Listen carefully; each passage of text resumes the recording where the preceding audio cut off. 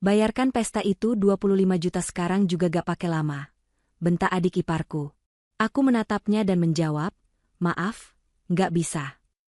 Lalu tiba-tiba, ibu mertuaku berkata, cepat bayar sekarang atau kamu keluar dari keluarga ini, dan jadi gelandangan sana. Gembel gak usah belagu. Pagi harinya, 50 panggilan telepon tak kujawab, dan mereka baru sadar. Gembel inilah yang selama ini.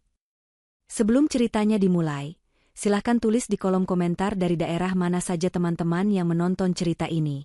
Jangan lupa like dan subscribe agar channel ini bisa semakin berkembang dan bisa mempersembahkan cerita yang lebih menarik lagi. Pukul 4:30 pagi, alarm di ponsel Sabrina berdering pelan. Ia sengaja memasang nada dering yang paling lembut, agar tidak membangunkan Zidan, suaminya, yang tidur pulas di sampingnya. Dengan hati-hati, Sabrina mematikan alarm dan duduk di tepi ranjang. Udara pagi dari pendingin ruangan terasa menusuk kulit, kontras dengan lantai marmer mewah yang dingin di telapak kakinya. Sabrina menghela napas panjang, mengumpulkan sisa tenaganya. Ini adalah rutinitasnya.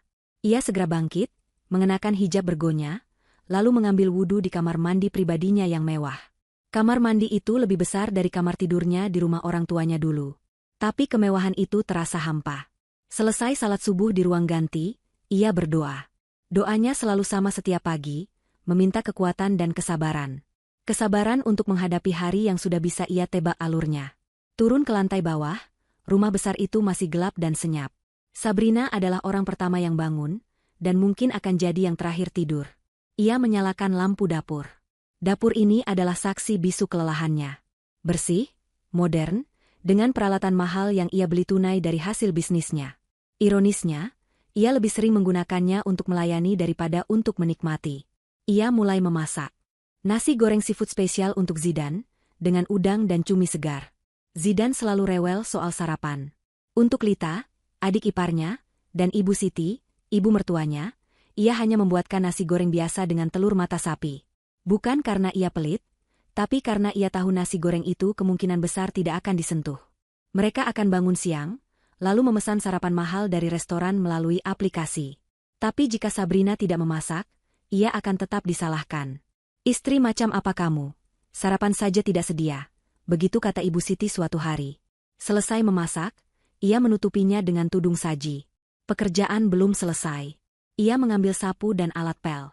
Ia mulai membersihkan ruang tamu yang luas. Mengelap debu dari guci keramik besar seharga puluhan juta. Mengatur bantal sofa yang harganya setara gajinya sebulan dulu. Ia berhenti sejenak di depan lemari pajangan. Di sana ada foto pernikahan mereka. Zidan yang tampan, dan dirinya yang tersenyum bahagia. Di sebelahnya, ada foto keluarga besar Zidan. Ia ada di foto itu, berdiri agak di pinggir, senyumnya kaku. Pikirannya melayang. Dulu, ia menikahi Zidan karena cinta. Zidan adalah pria baik, meski sedikit manja. Keluarga Zidan adalah keluarga terpandang. Tapi setahun setelah pernikahan, perusahaan ayah Zidan bangkrut, dan tak lama kemudian ayahnya meninggal karena serangan jantung. Zidan, yang tidak siap memegang kendali, membuat sisa perusahaan itu kolaps total. Mereka hampir kehilangan segalanya. Saat itulah Sabrina, yang selama ini diremehkan karena hanya ibu rumah tangga, menggunakan keahliannya. Bisnis online yang ia rintis diam-diam, yang awalnya hanya dianggap jualan baju daster oleh Ibu Siti, ternyata adalah bisnis impor-ekspor skala besar. Sabrina cerdas. Ia membangun jaringan distributor yang kuat. Dalam 2 tahun, bisnisnya meledak. Dialah yang mengambil alih cicilan rumah mewah ini. Dialah yang membeli mobil Alphard baru untuk Zidan agar gengsinya terjaga.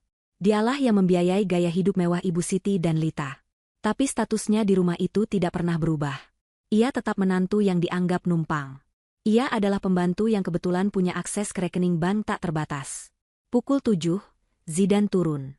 Sudah rapi dengan kemeja mahal yang disetrika Sabrina semalam. Sabrina, kopiku mana? Tanyanya tanpa melihat, matanya sibuk dengan ponsel. Sudah di meja, Mas, jawab Sabrina lembut, sambil mengelap meja makan. Zidan duduk, menyeruput kopinya. Nasi gorengnya udangnya kurang banyak, keluhnya. Sabrina hanya mengangguk. Pukul 8, Lita turun dari kamarnya. Gadis itu akan berusia 17 tahun minggu depan. Ia masih memakai piyama satin, rambutnya acak-acakan, dan wajahnya cemberut. Ia melempar ponselnya ke meja. Ceka, nasi goreng lagi. Aku bosan. Mau croissant almond, katanya. Nanti pesan saja, Lid, kata Sabrina sabar. Kakak yang pesankan. Pakai akun kakak. Saldo ojek onlineku habis, sahutnya enteng. Sabrina mengangguk lagi. Ia sudah biasa. Tepat saat itu, Ibu Siti keluar dari kamarnya. Wajahnya segar, ia sudah mandi, mengenakan dress rumah yang mahal. Pagi, Bu, sapa Sabrina. Ibu Siti hanya bergumam. Ia duduk di meja makan, menatap sinis nasi goreng di piringnya. Kamu ini masak tidak niat. Minyaknya banyak sekali. Kolesterol saya bisa naik, katanya. Sabrina diam saja. Ia tahu, apapun yang ia lakukan, akan selalu salah. Ia hendak kembali ke dapur untuk mencuci piring kotor, saat Lita tiba-tiba berseru. Oh iya, Bu, Kak Sabrina. Lita mengambil sesuatu dari tasnya. Sebuah brosur tebal berlapis kertas mengilap. Ia melemparkannya ke tengah meja. Aku mau ini untuk ulang tahunku. Sabrina mengambil brosur itu. Matanya langsung tertuju pada judulnya. Pesta Sweet Seventeen eksklusif, Hotel Bintang 5. Ia membukanya. Paket ruby. Ballroom pribadi, dekorasi mewah, live music, photo booth, catering premium untuk 300 tamu. Sabrina menelan ludah saat melihat harganya di bagian bawah. Ini, Lita, harganya mahal sekali, ucap Sabrina pelan. Ya memang mahal. Namanya juga pesta. Teman-temanku semua pestanya begitu. Malu dong aku kalau cuma syukuran potong tumpeng di rumah. Kuno, seru Lita. Berapa harganya? Tanya Ibu Siti, matanya berbinar melihat foto-foto mewah di brosur itu. Totalnya 25 juta, Bu. Itu sudah paket yang paling minimalis di sana, jawab Lita manja. Kak Sabrina pasti bisa bayar. Bisnisnya kan lancar. Sabrina meletakkan brosur itu. Ia menatap adik iparnya. 25 juta. Angka itu berputar di kepalanya. Bulan ini ia baru saja membayar tagihan kartu kredit Ibu Siti yang habis dipakai belanja tas branded. Ia baru saja melunasi biaya servis mobil Zidane. Dan SPP Lita di sekolah internasionalnya juga baru jatuh tempo. Uang 25 juta itu sudah ia alokasikan untuk membayar gaji karyawan di gudangnya. Lita, minggu depan itu banyak tagihan. Kakak baru saja bayar SPP kamu. Gimana kalau kita rayakan, tapi tidak semewah ini? Kita undang teman-teman kamu ke restoran yang bagus. Kakak. Nggak mau, potong Lita. Aku maunya ini, titik. Kenapa sih kakak pelit banget? Uang kakak kan banyak. Cuma 25 juta aja dipermasalahkan. Aku ini adik iparmu satu-satunya. Ini bukan soal pelit, Lita. Ini soal prioritas. Sudah, Sabrina. Ibu Siti menimpali. Suaranya tajam. Lita benar. Jangan pelit sama keluarga. Uangmu itu juga bisa banyak karena doa dari kami. Kamu bisa tinggal di rumah ini juga karena anak saya, Zidane. Jangan mentang-mentang kamu yang pegang uang, kamu jadi sombong. 25 juta itu tidak seberapa dibanding apa yang sudah keluarga ini berikan padamu. Sabrina tertegun. Apa yang keluarga ini berikan padaku? Selain rasa sakit hati dan kelelahan, Lita melihat ibunya membelanya. Ia semakin menjadi-jadi. Ia berdiri dan menatap Sabrina. Nada suaranya yang manja kini berubah menjadi memerintah. Pokoknya aku gak mau tahu, ucapnya santai, seolah meminta dibelikan es krim. Bayarkan pesta itu 25 juta sekarang juga gak pakai lama. Ada jeda panjang. Zidane hanya diam, asyik membaca berita di ponselnya, pura-pura tidak mendengar pertengkaran itu. Ibu Siti menatap Sabrina dengan angkuh, menunggu Sabrina berkata, iya, Bu, seperti biasanya. Lita tersenyum penuh kemenangan. Sabrina memejamkan matanya sejenak. Ia menarik napas dalam. Tali kesabaran yang ia jalin selama bertahun-tahun akhirnya putus. Ia sudah lelah menjadi sapi perah. Ia sudah lelah direndahkan di rumah yang ia bayar sendiri cicilannya. Ia membuka matanya. Tatapannya datar dan dingin. Ia menatap Lita lurus di matanya. Maaf, nggak bisa, ucapnya dengan suara yang tenang namun tegas. Cari sendiri uangnya. Rumah itu seketika hening. Nasi goreng di piring Zidane mendingin. Senyum di wajah Lita membeku. Mata Ibu Siti membelalak, tidak percaya dengan apa yang baru saja ia dengar. Untuk pertama kalinya, sang gembel yang mereka pelihara, membantah. Keheningan itu hanya berlangsung 3 detik. Lita adalah yang pertama bereaksi. Wajahnya yang kaget berubah menjadi merah padam karena marah. Ini adalah penolakan pertama yang pernah ia terima dari Sabrina. Apa kakak bilang? Kakak ngusir aku? Kakak nyuruh aku kerja? Jerit Lita, suaranya melengking tinggi. Ia tidak menangis, ia murka. Ibu, Kak Sabrina jahat. Dia bilang aku suruh cari uang sendiri. Dia gak mau bayarin pestaku. Lita mengadu, menarik-narik lengan baju Ibu Siti. Ibu Siti bangkit dari kursinya. Kursi kayu jati mahal itu berderit nyaring. Ia berjalan mengitari meja makan dan berhenti tepat di depan Sabrina. Wajahnya yang tadi pagi masih segar oleh perawatan kulit mahal, kini mengeras seperti batu. Sabrina, bentaknya. Suaranya menggema di ruang makan yang luas itu. Kamu sudah berani ya sekarang. Kamu sudah merasa hebat karena punya uang. Sabrina ikut berdiri. Ia tidak mundur. Ia harusnya takut, tapi yang ia rasakan hanyalah kelegaan. Bukan begitu, Bu. Seperti yang saya bilang tadi, 25 juta itu bukan uang kecil. Kebutuhan kita banyak. Saya harus mengatur keuangan. Halah. Alasan, potong Ibu Siti kasar. Kamu kira saya bodoh? Saya tahu bisnismu itu untungnya miliaran. Kamu sengajakan, mau pamer kuasa? Kamu mau balas dendam karena selama ini kami nasihati. Saya tidak pernah berpikiran seperti itu, Bu. Diam kamu. Ibu Siti menunjuk lurus ke wajah Sabrina. Jarinya yang memakai cincin berlian besar, yang juga dibelikan Sabrina, hampir menyentuh hidung Sabrina. Kamu itu siapa di sini? Hah? Kamu itu cuma numpang. Rumah ini, semua isinya, ini punya anak saya, Zidan. Kamu itu cuma istri yang kebetulan beruntung. Gembel yang diangkat derajatnya. Setiap kata adalah tamparan. Gembel. Kata itu lagi. Kata yang selalu Ibu Siti gunakan untuk mengingatkan Sabrina akan posisinya. Kamu pikir karena kamu yang bayar semua tagihan, kamu bisa seenaknya? Harusnya kamu sadar diri. Tanpa Zidan, kamu itu bukan siapa-siapa. Kamu tidak akan pernah bisa masuk ke keluarga ini kalau bukan karena anak saya kasihan sama kamu. Zidan, yang mendengar namanya disebut, akhirnya mengangkat kepala dari ponselnya. Wajahnya tampak terganggu. Bu, Sabrina, ada apa sih ini pagi-pagi?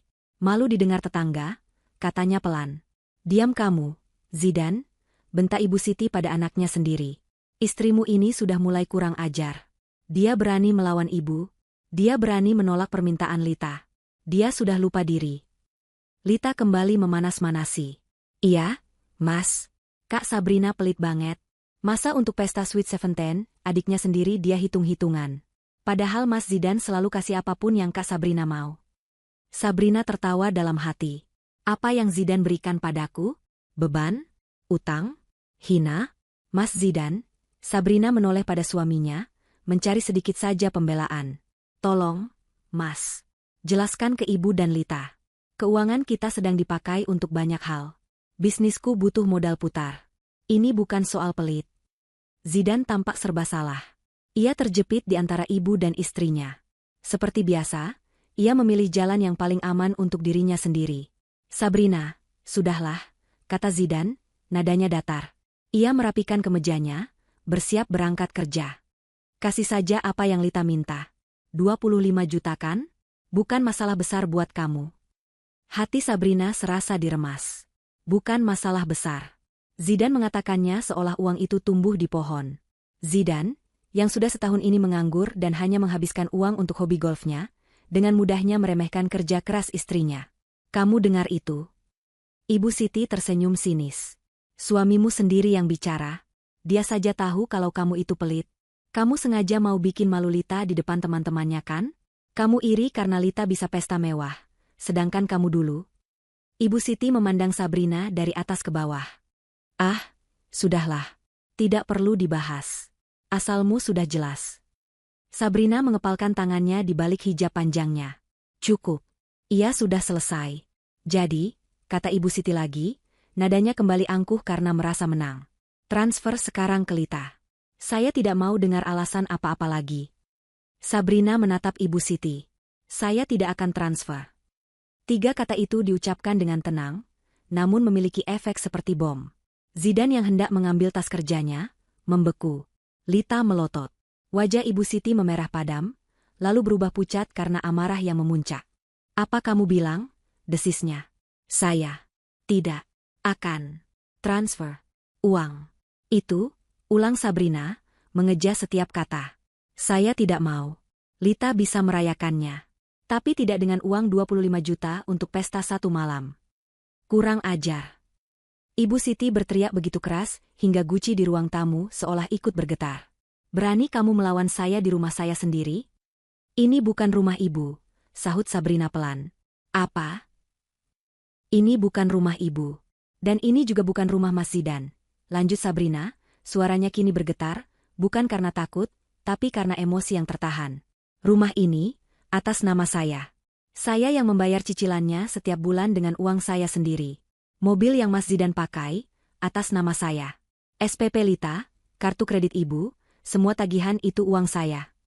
Kebenaran itu, meski selalu mereka hindari, kini terucap lantang. Ibu Siti dan Lita tampak kaget. Mereka tahu Sabrina yang membayar, tapi mereka tidak pernah mau mengakuinya secara terbuka. Ibu Siti tertawa mengejek, berusaha mengembalikan harga dirinya. Oh, jadi kamu mengungkit itu semua? Kamu menghitung semua yang kamu keluarkan? Dasar gembel, tetap saja perhitungan. Kalau begitu, kalau kamu merasa ini rumahmu.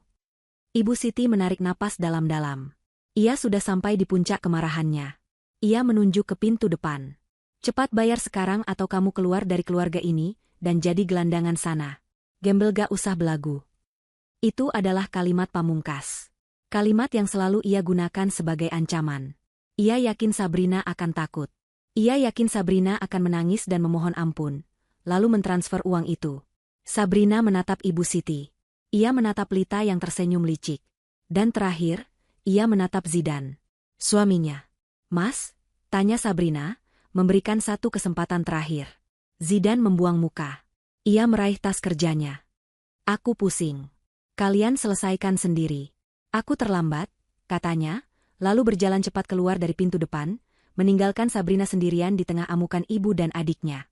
Pengkhianatan itu terasa final. Zidan bahkan tidak membelanya. Dia kabur. Hati Sabrina yang tadi hancur, kini terasa dingin dan mati rasa. Tidak ada lagi air mata. Yang ada hanya keputusan. Ibu Siti tersenyum penuh kemenangan. Kenapa? Mau nangis? Sana, keluar. Pergi dari sini kalau kamu tidak mau bayar. Sabrina mengangguk pelan. Baik. Satu kata itu membuat Ibu Siti bingung.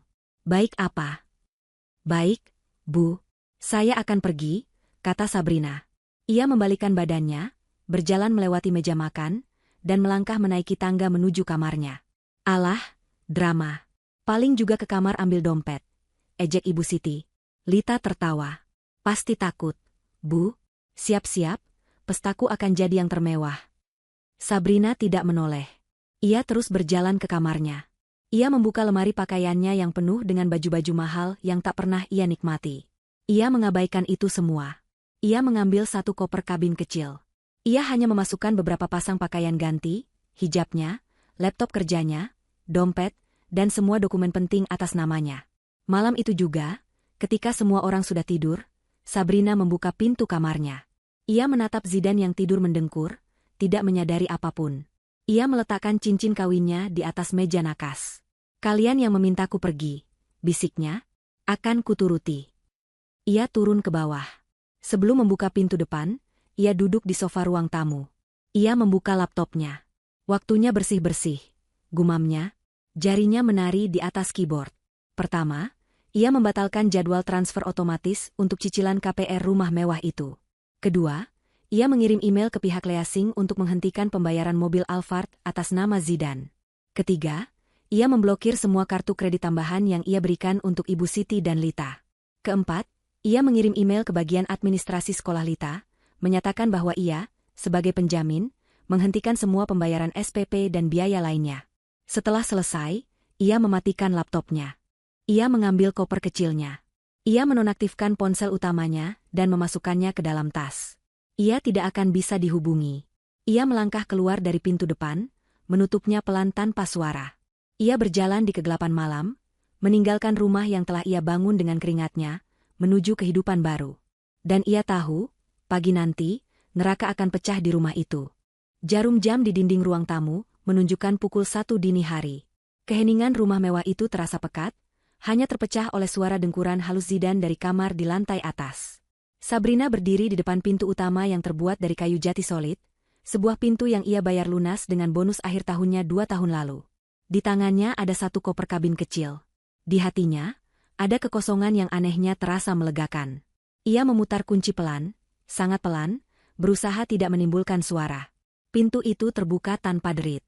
Udara malam yang sedikit lembab menyambutnya. Ia melangkah keluar dari teras marmer, melewati taman kecil yang rumputnya selalu ia rapikan setiap akhir pekan. Ia berhenti sejenak di depan gerbang besi tempa yang tinggi. Ia memandangi rumah itu sekali lagi. Rumah itu adalah simbol kesuksesannya. Rumah yang ia beli untuk membahagiakan suaminya, untuk mengangkat derajat keluarga mereka. Tapi bagi penghuninya, rumah ini adalah istana tempat mereka berkuasa, dan ia adalah budak yang membiayai semuanya. Di jendela kamar Lita, lampu tidur masih menyala. Sabrina membayangkan gadis itu tidur nyenyak, memimpikan pesta 25 jutanya. Di kamar utama, Ibu Siti mungkin sedang mendengkur, puas setelah berhasil memojokkan menantunya.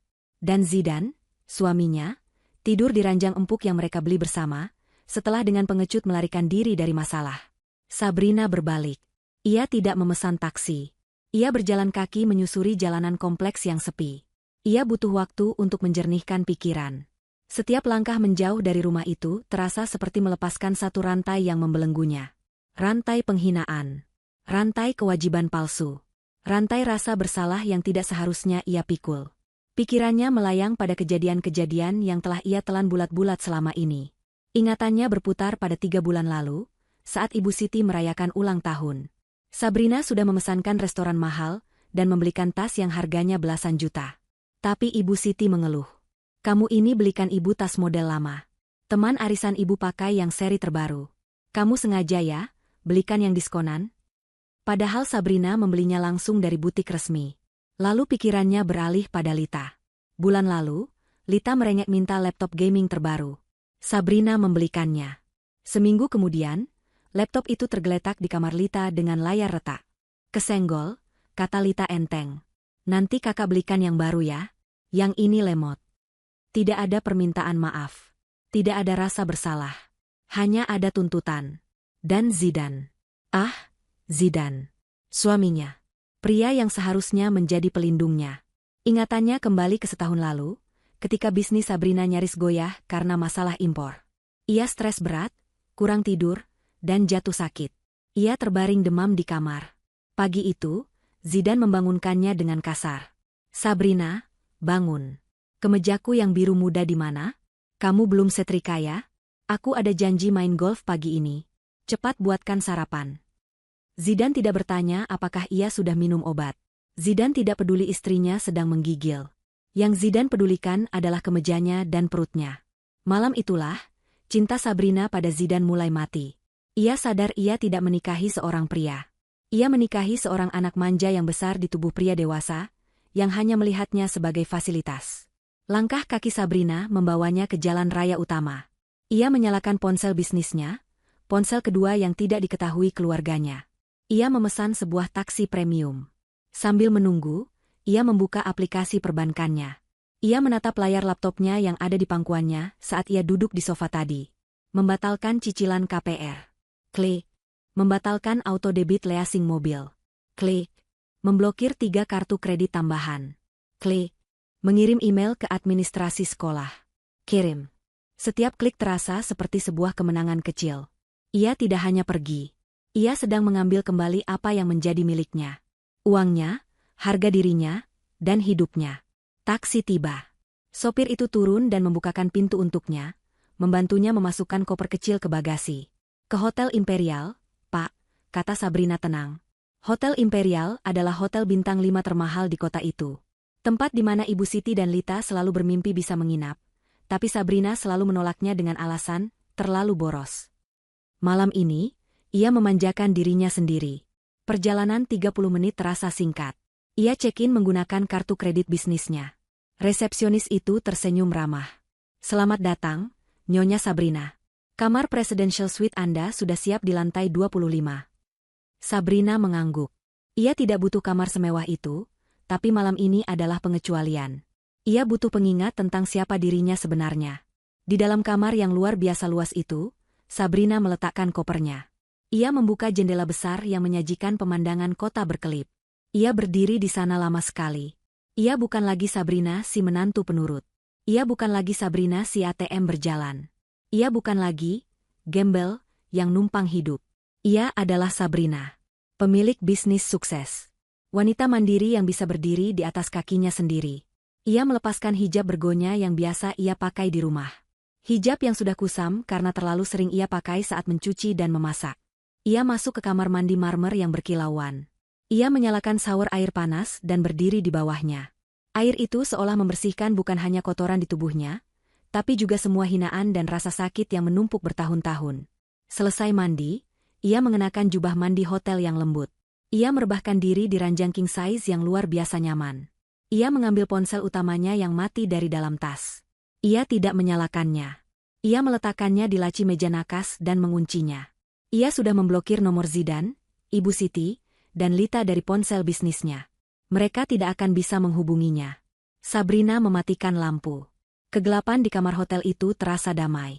Berbeda dengan kegelapan di rumahnya yang terasa menyesakan.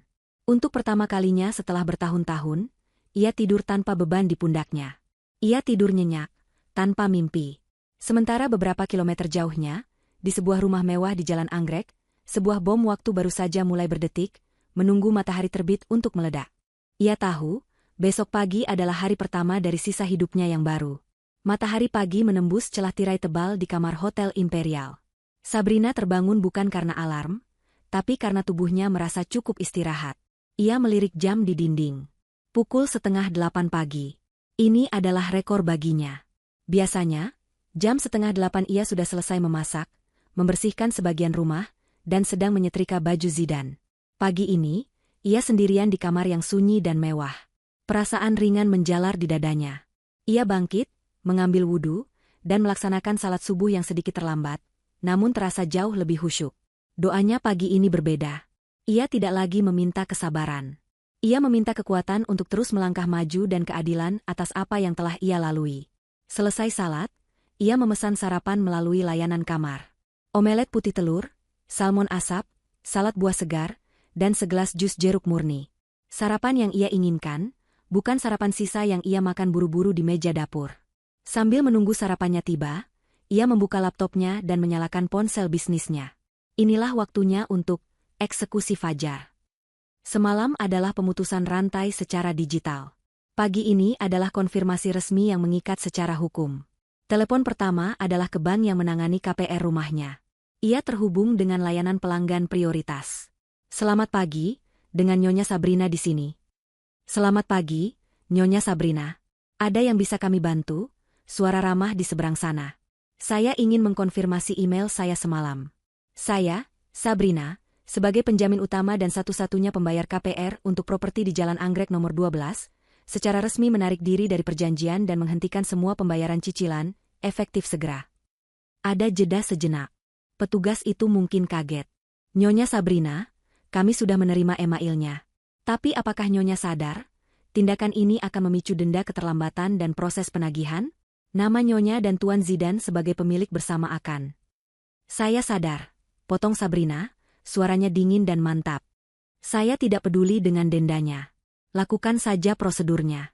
Kirimkan surat peringatan pertama hari ini juga ke alamat tersebut. Saya tidak lagi tinggal di sana dan tidak bertanggung jawab atas apapun yang terjadi pada properti itu. Baik, Nyonya. Akan kami proses.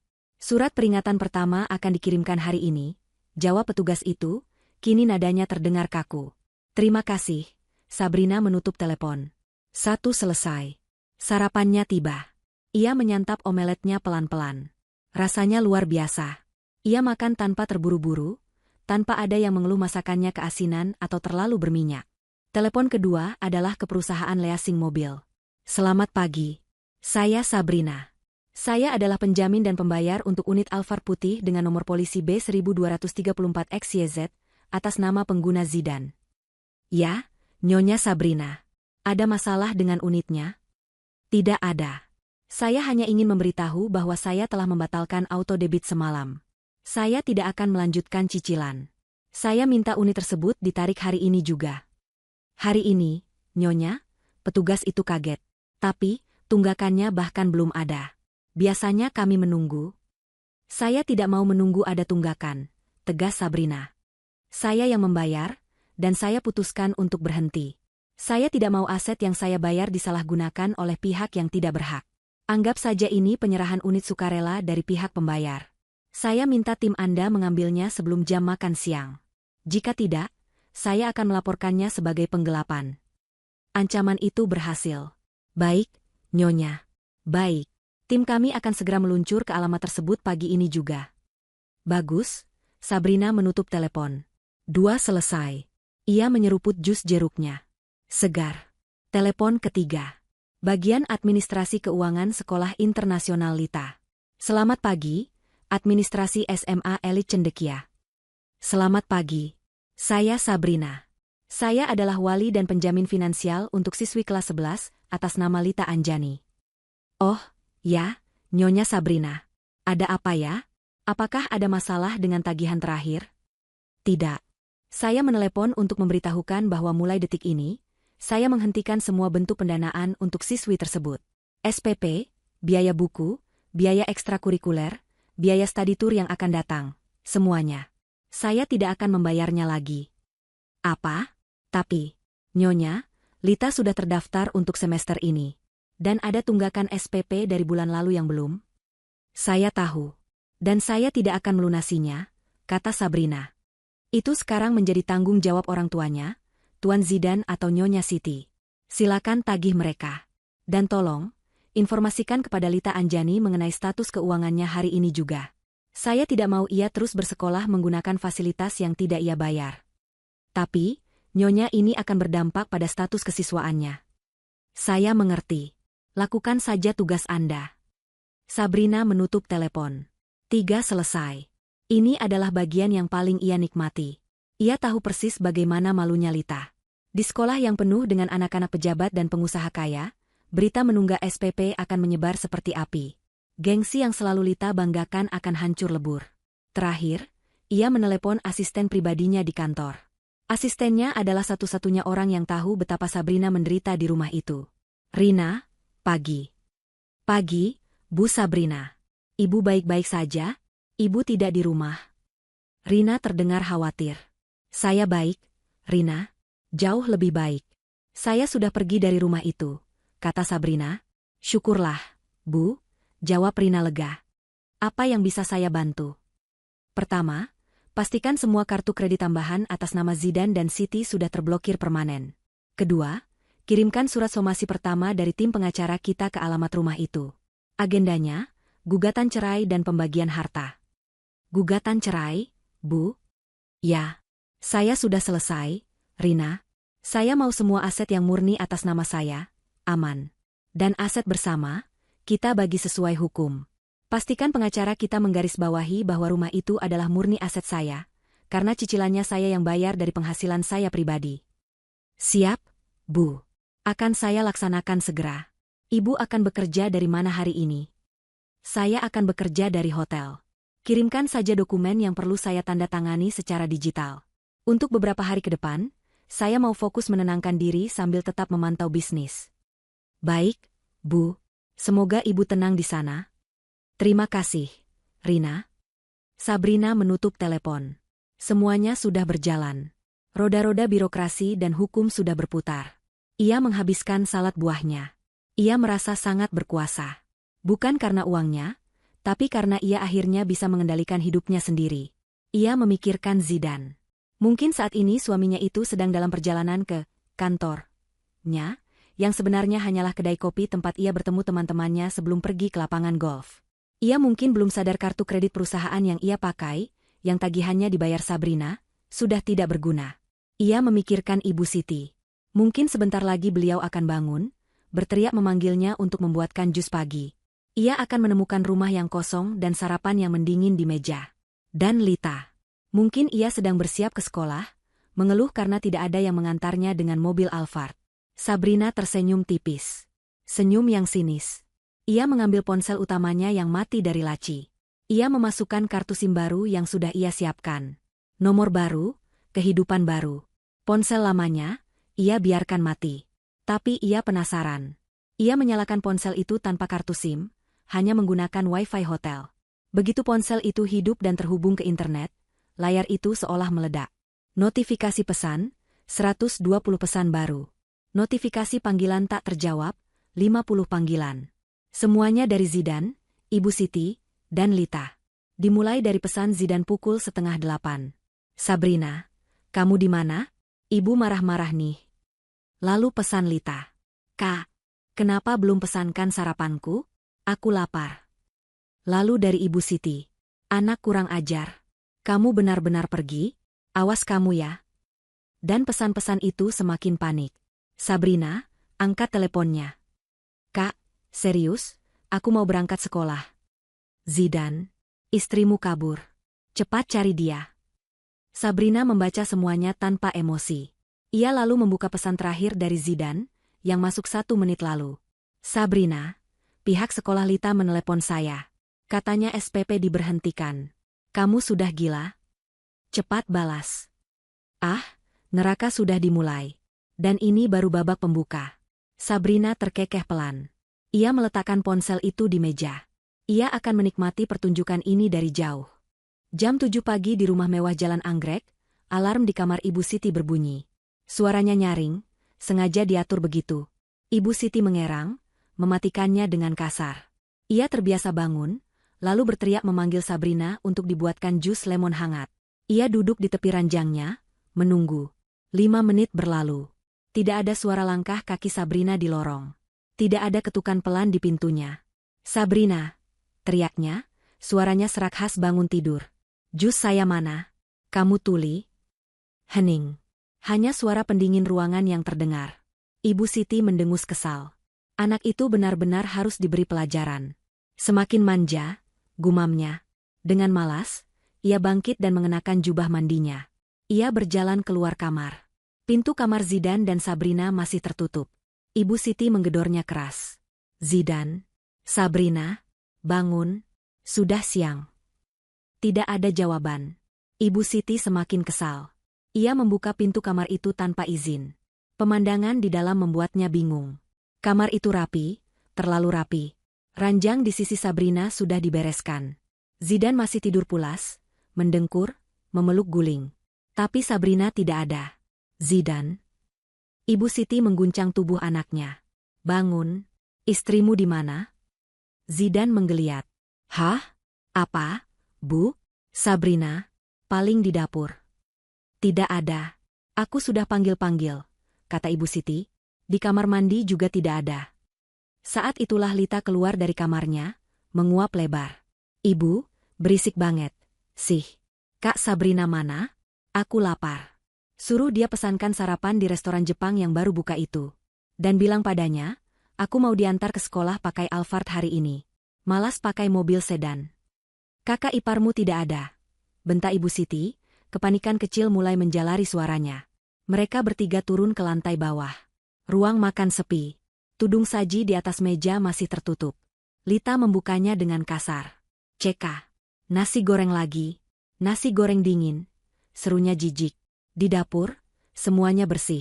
Terlalu bersih. Tidak ada tanda-tanda aktivitas pagi. Tidak ada wajan di kompor. Tidak ada piring kotor di wastafel. Seolah dapur itu tidak disentuh.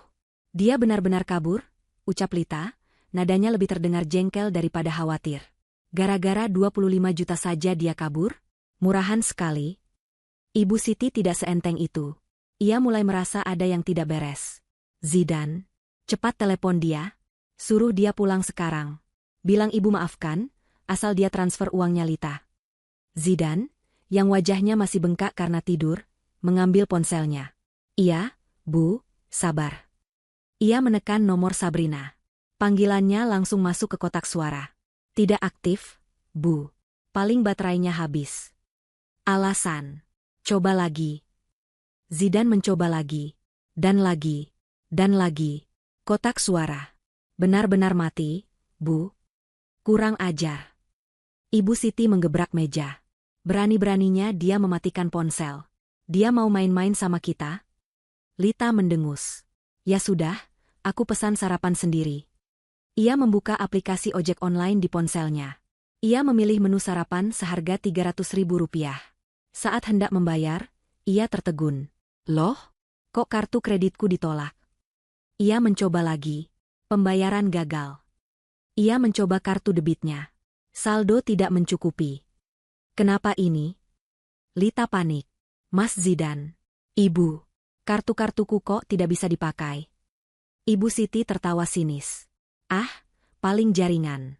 Coba pakai kartu ibu. Ia mengeluarkan dompetnya, memberikan kartu kredit platinumnya pada Lita. Pakai ini. Pesankan ibu latte panas juga. Lita memasukkan data kartu ibunya.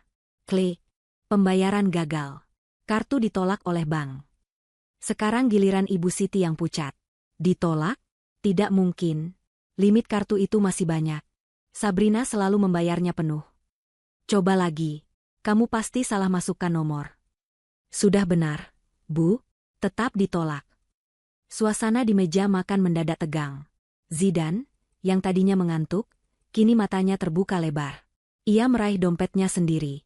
Ia membuka aplikasi mobile bankingnya. Matanya membelalak ngeri. Saldo rekeningku 0, bisiknya. Tidak mungkin. Kemarin Sabrina baru transfer uang bulanan. Apa? Ibu Siti dan Lita berteriak bersamaan.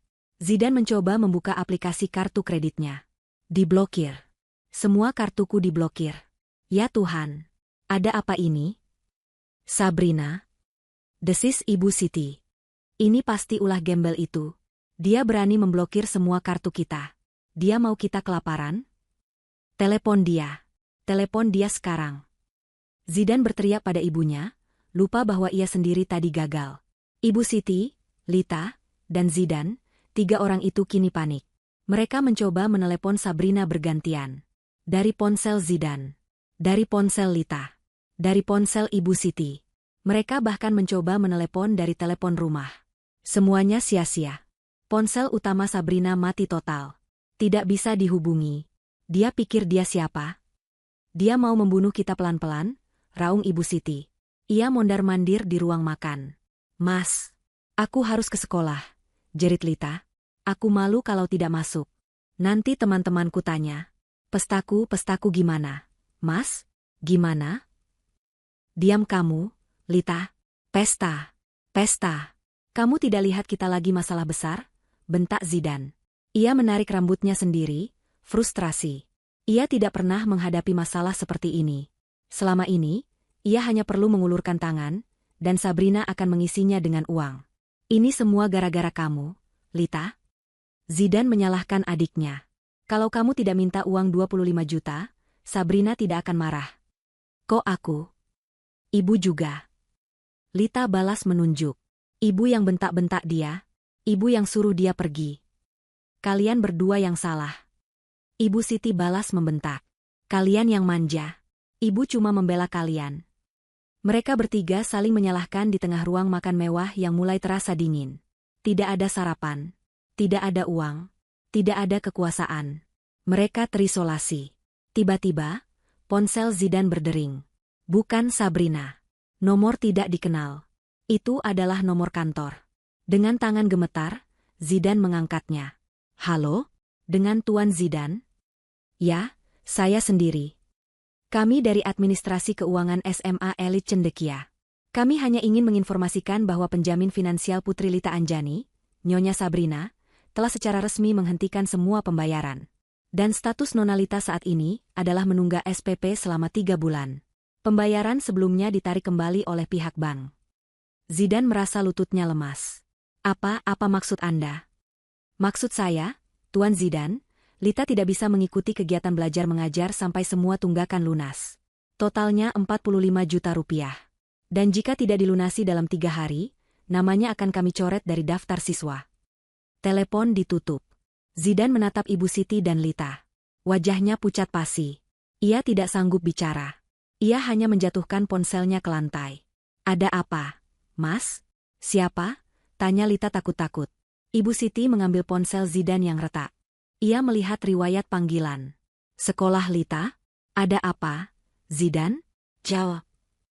Kita habis, bisik Zidan.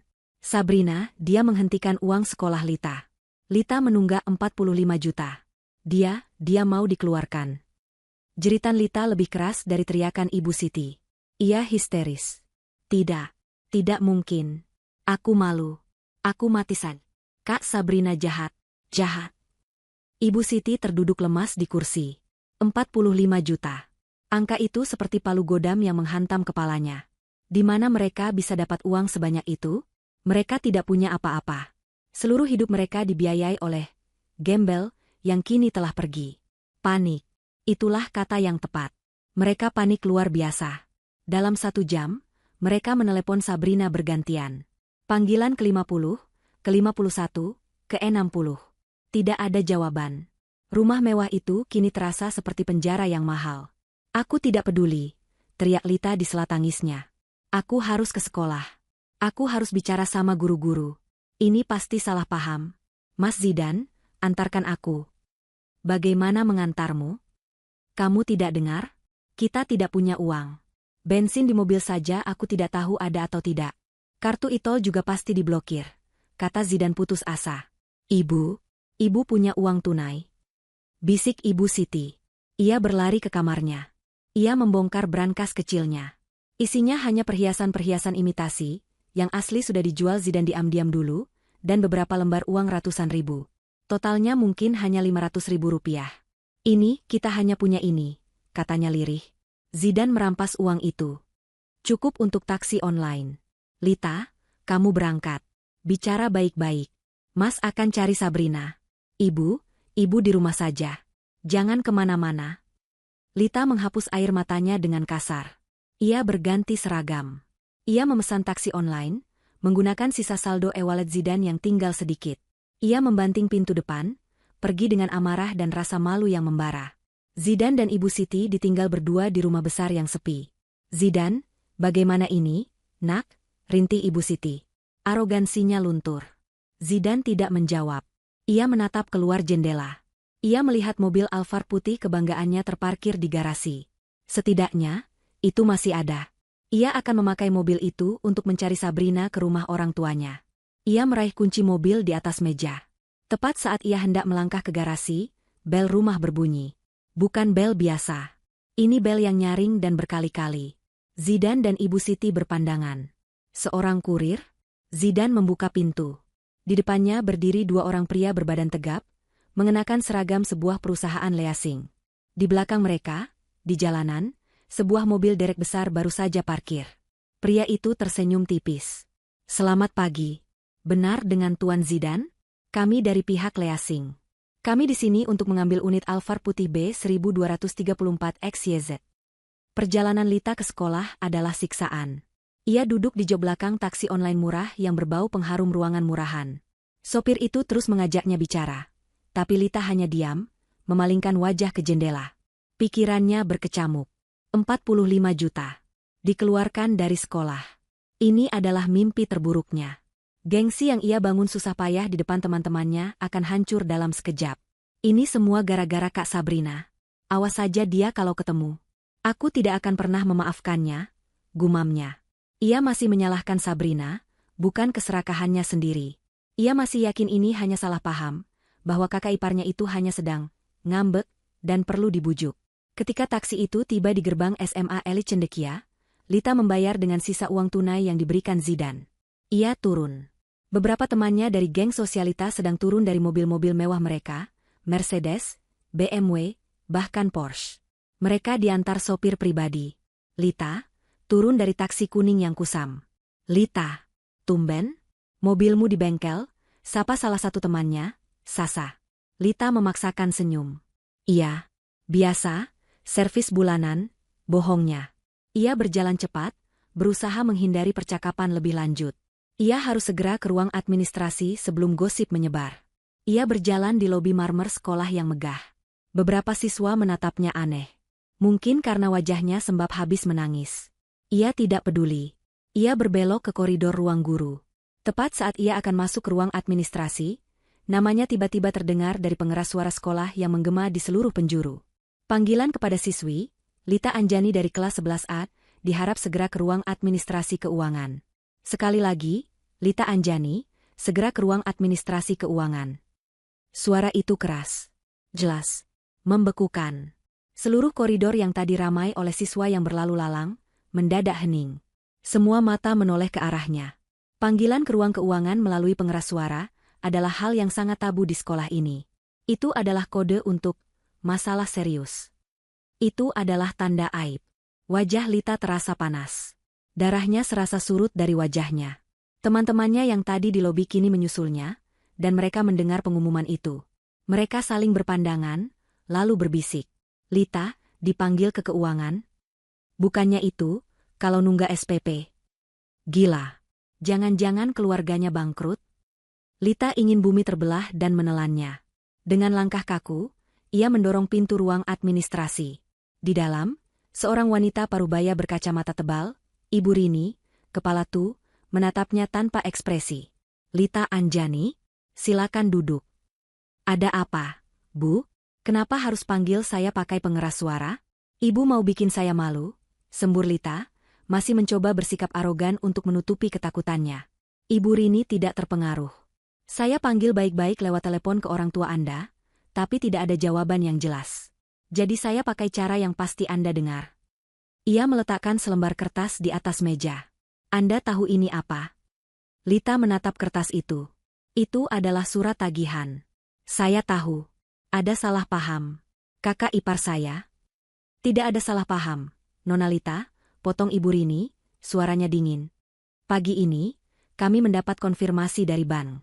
Nyonya Sabrina, penjamin Anda, tidak hanya menghentikan pembayaran. Beliau menarik kembali semua pembayaran yang telah beliau lakukan untuk 3 bulan terakhir. Pihak bank mengizinkannya karena beliau adalah pembayar tunggal. Mata Lita membelalak. Ditarik kembali? Apa maksudnya? Maksudnya, Ibu Rini menjelaskan pelan, seolah bicara pada anak kecil, uang yang sudah dibayarkan untuk SPP Anda, ditarik lagi oleh pemilik rekening. Status Anda saat ini adalah menunggak penuh selama 3 bulan. Totalnya 45 juta rupiah. Napas Lita tercekat. Jadi ini bukan sekadar menghentikan. Ini adalah penghancuran total. Sabrina sengaja melakukannya. Ini jahat, jerit Lita. Dia tidak berhak. Secara hukum, beliau berhak. Uang itu uang beliau, kata Ibu Rini. Dan secara aturan sekolah, kami berhak menahan Anda. Anda tidak bisa masuk kelas. Anda tidak bisa ikut ujian. Dan jika dalam 3 hari tunggakan ini tidak lunas, nama Anda akan kami hapus dari daftar siswa. Tapi pestaku minggu depan. Lita meracau, otaknya tidak bisa memproses. Ibu Rini menatapnya dengan iba sesaat. Pesta? Sebaiknya Anda fokus mencari sekolah baru. Sekolah negeri mungkin? Saya dengar biayanya lebih terjangkau. Kalimat itu adalah hinaan terbesar. Lita, yang selalu memamerkan sekolahnya yang berbiaya ratusan juta, kini disarankan masuk sekolah negeri. Ibu jahat. Lita berdiri, menggebrak meja. Saya hanya menjalankan aturan. Sekarang, silakan keluar dari ruangan ini. Anda bisa menunggu di lobi. Anda tidak diizinkan masuk ke area kelas. Satpam akan memastikan itu, kata Ibu Rini tegas. Lita terhuyung keluar dari ruangan. Kakinya lemas. Ia malu. Sangat malu. Di koridor, beberapa siswa, termasuk gengnya, sudah menunggunya. Lit, ada apa? Kalau sampai dipanggil gitu? Tanya Sasa. Lita tidak bisa menjawab. Air matanya sudah menggenang. Kata anak-anak, lo nunggak SPP, ya? Tanya siswa lain, nadanya mengejek. Katanya lo bangkrut? Bukannya lo mau pesta 25 juta? Hahaha, pesta di mana? Di pinggir jalan? Ejekan itu terdengar dari segala arah. Geng sosialitanya yang biasa menjilatnya, kini menatapnya dengan pandangan merendahkan. Mereka mulai menjauhinya, seolah bangkrut adalah penyakit menular. Bukan. Itu bohong, teriak Lita. Kalian semua jahat. Ia tidak tahan lagi. Ia berlari. Ia mendorong siswa-siswa yang menghalangi jalannya. Ia berlari melewati lobi marmer, tidak peduli pada teriakan satpam yang memanggilnya. Ia berlari keluar dari gerbang sekolah yang megah itu. Ia berdiri di trotoar, di depan sekolah yang kini sudah tertutup baginya. Seragam mahalnya terasa seperti kostum badut. Ia menangis terisak-isak, menutupi wajahnya. Hidupnya hancur. Gengsinya hilang. Pestanya musnah. Ia bukan siapa-siapa lagi. Di tengah isak tangisnya, ponselnya berdering. Ia merogoh sakunya. Nama, Mas Zidan, tertera di layar. Dengan gemetar, ia mengangkatnya, berharap ada kabar baik. Berharap Sabrina sudah ditemukan dan semua ini hanya lelucon. Halo, Mas, aku. Lita. Suara Zidan di seberang sana terdengar panik, putus asa, dan penuh amarah. Kamu di mana? Cepat pulang sekarang. Naik apa saja. Mas, aku diusir dari sekolah. Aku tidak peduli soal sekolah, teriak Zidan memotongnya. Pulang. Mobil kita. Mobil Alphard diambil orang. Diambil Lessing tadi di depan rumah. Kita sudah tidak punya mobil. Genggaman Lita di ponselnya melemah. Kabar itu adalah pukulan terakhir. Sekolahnya hilang. Sekarang mobilnya. Tahta kemewahannya runtuh satu persatu. Ponsel itu terlepas dari tangannya. Benda mahal itu jatuh ke trotoar yang keras. Layarnya retak, membentuk jaring laba-laba, lalu mati. Sama seperti hidupnya. Ponsel Zidan masih menempel di telinganya, meski di seberang sana Lita sudah tidak bersuara. Ia mendengar suara debuman, lalu hening. Adiknya mungkin pingsan. Atau mungkin menjatuhkan ponselnya. Zidan tidak peduli. Ia sendiri merasa kakinya seperti jeli. Diambil Lessing. Ia mengulangi kata-kata itu seperti mantra. Ia menatap nanar ke arah garasi. Dua pria berbadan tegap itu masih di sana. Yang satu sedang memegang kunci Alphardnya, kunci yang baru saja ia serahkan dengan tangan gemetar. Pria yang satunya lagi tersenyum tipis. Senyum profesional yang terasa seperti tamparan. Ibu Siti, yang sejak tadi berdiri mematung di ambang pintu, tiba-tiba tersadar dari pingsannya. Ini bukan pingsan karena kaget, tapi pingsan karena amarah yang tidak tersalurkan. Tidak, jeritnya. Ia berlari keluar, menerobos Zidan, menuju ke garasi. Ia bahkan tidak memakai sandalnya. Kakinya yang terawat menginjak lantai carport yang kotor. Kalian siapa? Beraninya kalian masuk pekarangan saya. Pergi. Ia mencoba mendorong salah satu pria itu. Pria itu hanya bergeser sedikit, tidak terpengaruh. Maaf, Nyonya, kata pria yang memegang kunci. Kami hanya menjalankan tugas. Penjamin dan pembayar unit ini, atas nama Nyonya Sabrina, telah secara sukarela menyerahkan unit dan menghentikan pembayaran. Kami diperintahkan untuk menariknya hari ini juga. Sabrina? Gembel itu lagi? Raung Ibu Siti. Wajahnya merah padam. Dia tidak berhak. Ini mobil anak saya. Zidan. Kenapa kamu diam saja? Usir mereka. Panggil polisi. Zidan hanya menggeleng pelan. Tidak bisa, Bu. Surat-suratnya, tadi mereka tunjukkan. Semuanya lunas atas nama Sabrina. Kita hanya pemakai. Itu adalah kebenaran yang pahit. Zidan selalu mengira mobil itu miliknya. Ternyata ia hanya meminjam. Saya tidak peduli. Ibu Siti kini beralih ke mobil derek yang sudah mulai memundurkan pengaitnya. Jangan ambil mobil saya. Tetangga, tolong. Ada rampok. Teriakannya berhasil menarik perhatian. Pintu di seberang jalan terbuka. Bu Ratih, tetangga paling ingin tahu di kompleks itu, keluar dengan daster dan roll rambutnya. Ia pura-pura menyiram tanaman. Di sebelahnya, Pak RT yang sedang jalan pagi, berhenti. Beberapa asisten rumah tangga di rumah-rumah lain mulai berkumpul di gerbang mereka, berbisik-bisik. Ini adalah skenario terburuk bagi Ibu Siti. Harga dirinya, statusnya sebagai Nyonya, terpandang di kompleks ini, sedang dilucuti di depan umum. Lihat itu, Bu Ratih, bisik seorang art pada temannya. Mobilnya Nyonya Siti mau ditarik. Jangan-jangan bangkrut. Sombong sih, sahut Bu Ratih, cukup keras agar terdengar. Tiap hari pamer. Ternyata mobil kreditan. Telinga Ibu Siti berdenging. Ia menoleh tajam ke arah Bu Ratih. Masuk kamu. Jangan ikut campur. Apa lihat-lihat? Belum pernah lihat orang kaya? Bentakannya justru menjadi bahan tertawaan. Bu Ratih tersenyum sinis. Lihat, Bu. Orang kaya kok mobilnya ditarik. Balasnya, Ibu Siti ingin mati saat itu juga. Ia berbalik dan memeluk ban depan Alphard itu. Tidak. Kalian harus langkahi mayat saya dulu. Pria leasing itu menghela napas. Nyonya, tolong jangan persulit kami. Jika Nyonya melawan, kami akan panggil pihak berwajib. Ini akan jadi lebih memalukan. Zidane akhirnya melangkah maju. Ia menarik lengan ibunya. Bu, sudah, Bu. Masuk. Malu, bisiknya, suaranya parau. Tidak mau. Zidane. Ini Alphard kita, rintih Ibu Siti. Sudah bukan punya kita lagi, Bu, bentak Zidane, akhirnya meledak. Kita sudah tidak punya apa-apa. Ibu mengerti? Bentakan Zidane itu membungkam Ibu Siti. Ia menatap anaknya dengan pandangan kosong. Tenaganya habis.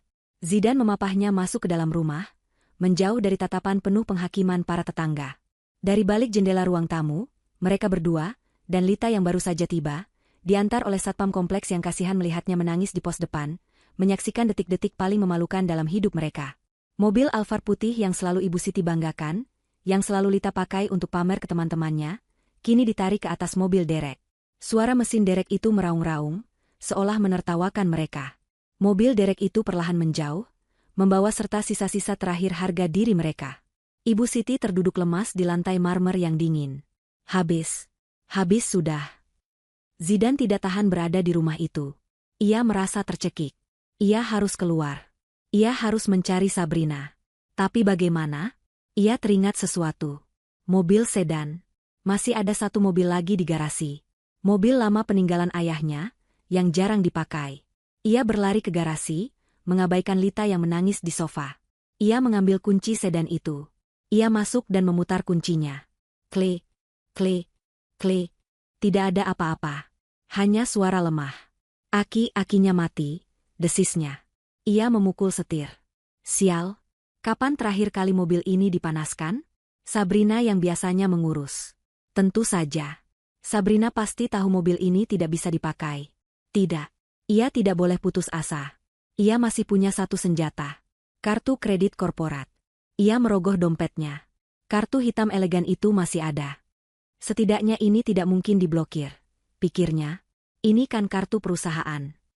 Ia lupa bahwa perusahaan itu juga palsu, dan tagihannya dibayar oleh Sabrina. Ia harus bertemu teman-temannya di kafe biasa. Tempatnya, bekerja. Ia harus menunjukkan bahwa ia baik-baik saja. Mungkin ia bisa meminjam uang. Zidane, yang tidak pernah berjalan kaki lebih dari 100 meter dari mobilnya, kini terpaksa berjalan kaki keluar kompleks. Matahari pagi itu terasa menyengat. Kemeja mahal yang ia kenakan, yang belum disetrika, basah oleh keringat dalam hitungan menit. Sepatu kulitnya yang mahal terasa menyiksa. Tetangga yang tadi menonton drama di rumahnya, kini melihatnya berjalan kaki. Mereka berbisik lagi. Zidane mempercepat langkahnya, wajahnya tertunduk malu. 30 menit kemudian, ia sampai di kafe elit langganannya. Napasnya terengah-engah, penampilannya kacau. Teman-teman golfnya sudah ada di sana, tertawa sambil menyeruput kopi mahal. Zidane, bro, kenapa lo? Kusut amat muka lo kayak cucian belum kering, sapa salah satu temannya. Ah, biasa. Mobil mogok. Supir lagi cuti. Bohong Zidane, berusaha menjaga wibawanya. Ia duduk dan langsung memesan. Kopi paling mahal seperti biasa. Dan croissant. Ia mencoba bergabung dalam obrolan. Mereka bicara soal saham, soal liburan ke Eropa. Zidane hanya mengangguk-angguk, padahal pikirannya melayang. Bagaimana ia harus memulai meminjam uang? Gengsinya terlalu tinggi. Ia memutuskan untuk mentraktir mereka dulu. Sebuah taktik lama untuk menunjukkan ia masih berkuasa. Pagi ini, semua pesanan kalian, biar gue yang bayar, katanya dengan sisa-sisa kesombongan. Teman-temannya bersorak. Wah, bos Zidane memang mantap. Saat tagihan datang, totalnya hampir 2 juta rupiah. Zidane dengan gaya angkuh menyerahkan kartu korporat hitamnya. Pakai ini. Pelayan itu pergi. Beberapa saat kemudian, ia kembali dengan wajah ragu. Maaf, Pak Zidane. Kartunya ditolak. Dunia Zidane berhenti berputar. Apa? Ditolak? Coba lagi. Kamu gesek. Jangan ditap. Mesin kamu itu yang rusak. Elaknya, suaranya sedikit bergetar. Pelayan itu mencoba lagi. Masih sama, Pak. Ditolak. Declined. Ini ada notifikasinya. Kartu diblokir oleh pihak bank. Semua temannya terdiam. Tawa mereka lenyap. Mereka menatap Zidane. Bukan lagi dengan kagum, tapi dengan pandangan aneh. Campuran antara kasihan dan curiga. Diblokir? Kok bisa? Bukannya itu kartu corporate? Tanya temannya yang tadi paling keras tertawa. Wajah Zidan merah padam. Ia bisa merasakan keringat dingin mengalir di punggungnya. Ah, bang sialan. Pasti ada kesalahan sistem. Biasa. Bro, ia menoleh ke temannya. Tolong handle dulu ya. Kayaknya gue salah bawa kartu. Dompet gue ketinggalan di mobil yang mogok. Nanti gue ganti. Pasti gue ganti. Temannya menghela napas, lalu mengeluarkan kartunya sendiri. Santai, bro. Anggap aja giliran gue yang traktir. Tapi nada suaranya datar. Tatapan matanya mengatakan segalanya. Zidan, bos, ternyata tidak bisa membayar kopi. Zidan tidak tahan lagi. Gue duluan ya. Ada meeting mendadak. Lupa. Ia buru-buru bangkit, hampir menyenggol meja. Ia berjalan cepat keluar kafe, tidak berani menoleh ke belakang. Ia bisa mendengar bisikan mereka di belakangnya. Kasihannya, kayaknya lagi jatuh. Tahtanya sebagai bos, di lingkaran pertemanannya, runtuh seketika. Ia berjalan pulang. Perjalanan yang tadi terasa panas, kini terasa dingin dan menusuk. Ia berjalan di bawah matahari terik, tapi ia menggigil. Ia bukan siapa-siapa. Ia tidak punya mobil. Ia tidak punya uang. Ia tidak punya teman. Ia tidak punya harga diri. Semua yang ia miliki, semua topeng yang ia pakai, ternyata dipinjamkan oleh satu orang. Seorang gembel, yang kini telah mengambil kembali semuanya. Zidan mendorong pintu depan rumahnya yang berat. Ia disambut oleh keheningan yang menyesakkan. Rumah yang biasanya terang benderang dengan lampu kristal dan pendingin ruangan yang menyala penuh, kini terasa gelap dan pengap. Sepertinya Ibu Siti dan Lita tidak menyalakan apa-apa. Mungkin untuk menghemat listrik. Kesadaran baru yang ironis. Garasi yang kosong melompong terlihat seperti lubang hitam yang menganga, menelan semua sisa kejayaan mereka. Zidan melangkah masuk ke ruang tamu. Pemandangannya menyedihkan. Ibu Siti duduk meringkuk di sofa beludru yang harganya ratusan juta. Rambutnya yang biasa tersanggul rapi kini acak-acakan. Wajahnya yang penuh riasan kini kotor oleh air mata yang sudah mengering. Ia terlihat tua, rapuh, dan kalah. Di sofa lain, Lita tertidur dengan posisi yang tidak nyaman, masih mengenakan seragam sekolahnya yang lecek. Matanya bengkak, sisa-sisa tangis histerisnya tadi. Mendengar Zidan masuk, Ibu Siti mengangkat kepalanya. Matanya yang merah menatap Zidan dengan tatapan kosong. Bagaimana? Tanyanya, suaranya serak. Zidan tidak perlu menjawab. Penampilannya sudah menjelaskan segalanya. Kemejanya basah oleh keringat, rambutnya lepek, dan wajahnya menyeratkan kekalahan mutlak. Ia ambruk di kursi yang berhadapan dengan ibunya. Gagal, desisnya. Kartuku juga diblokir. Semuanya. Habis. Lita terbangun oleh suara Zidan. Ia duduk, mengucek matanya. Mas, jadi gimana? Kita makan apa? Pertanyaan itu, pertanyaan paling dasar, kini menjadi pertanyaan yang paling menakutkan bagi mereka. Mereka bertiga terdiam. Tiga manusia yang terbiasa hidup dalam kemewahan absolut, kini kebingungan memikirkan cara untuk makan malam. Jam besar di dinding, hadiah pernikahan dari rekan bisnis Sabrina, berdetak nyaring.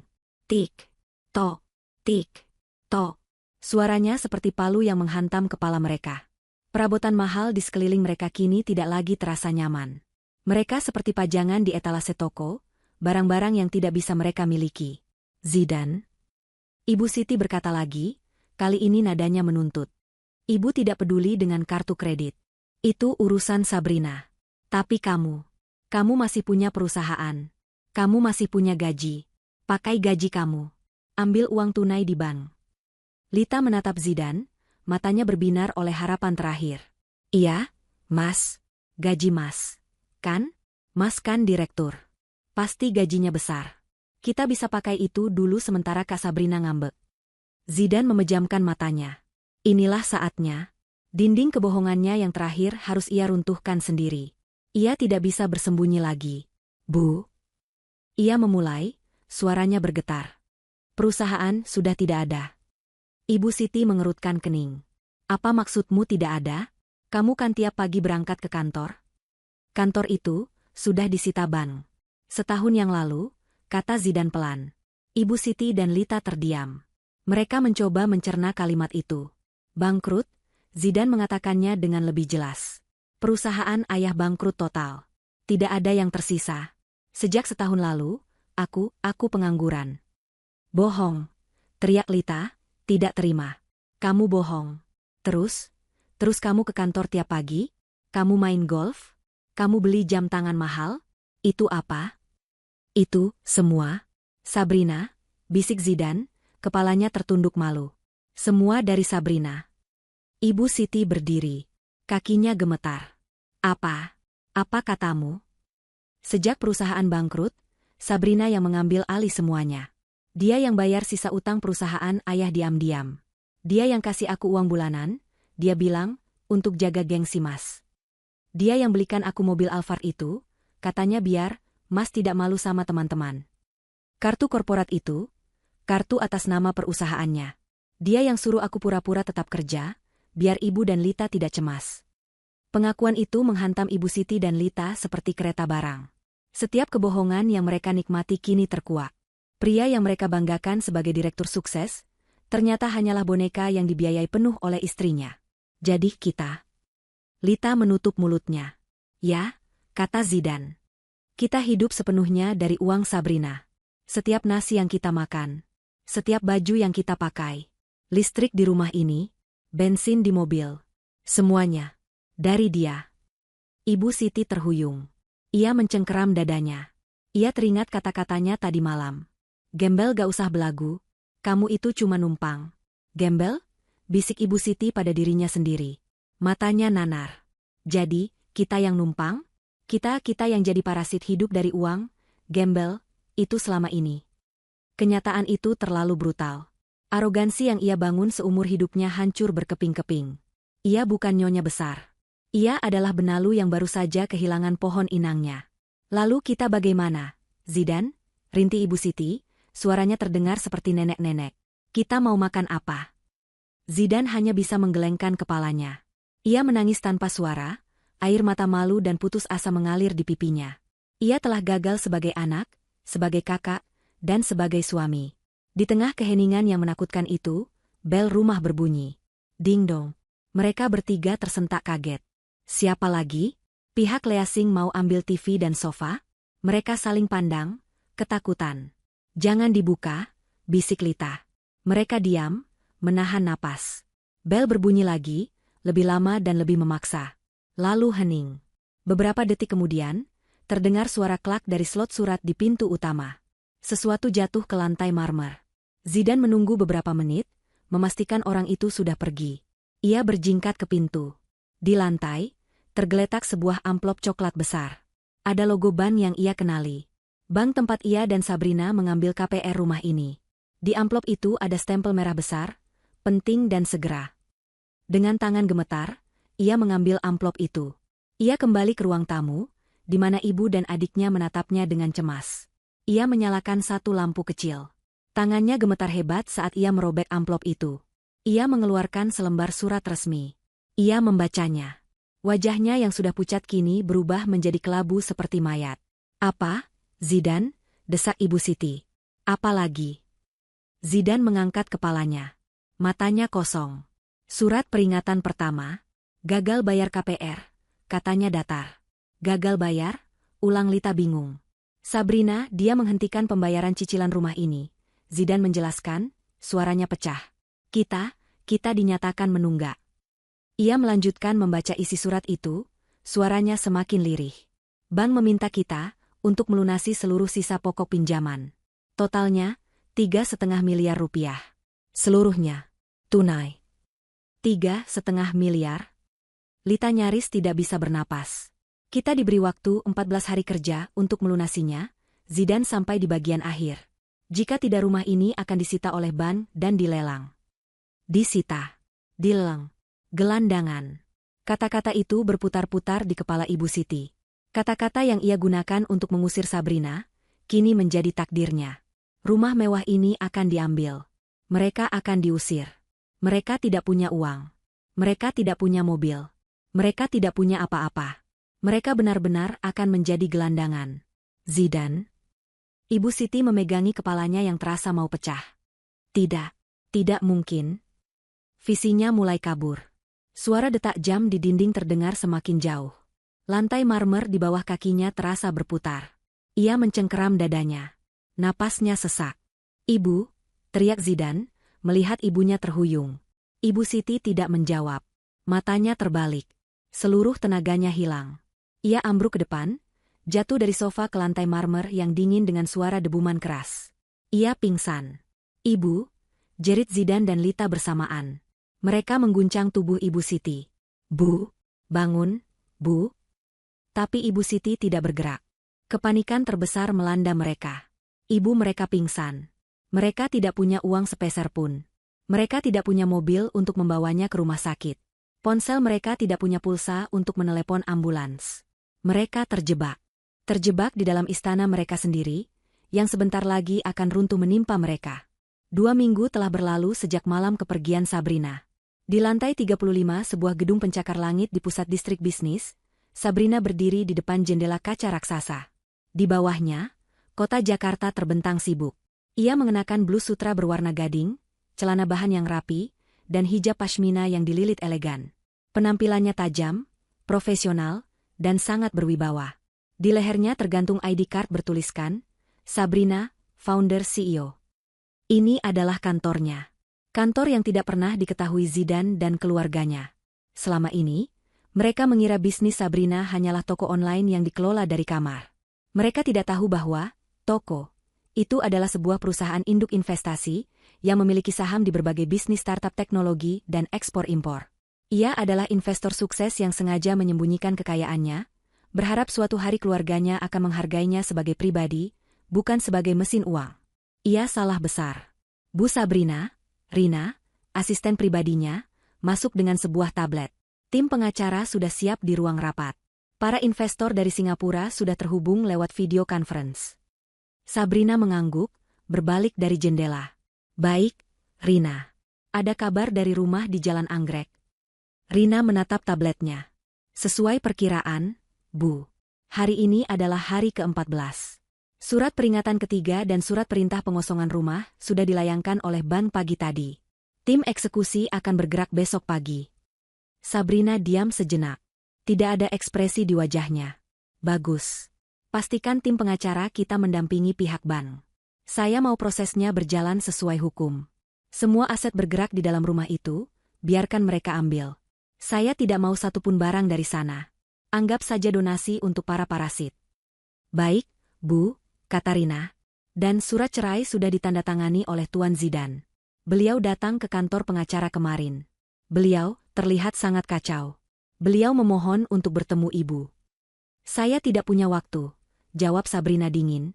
"Saya sudah membeli unit apartemen baru di penthouse Sudirman. Pastikan proses administrasinya selesai minggu ini. Dan mobil baru saya, apa sudah datang?" "Sudah di lobi basement, Bu. Sesuai pesanan Ibu. Alphard hitam keluaran terbaru." Sabrina tersenyum tipis. Ironis. Ia membeli mobil yang sama dengan yang ditarik dari Zidan. Bedanya, yang ini miliknya.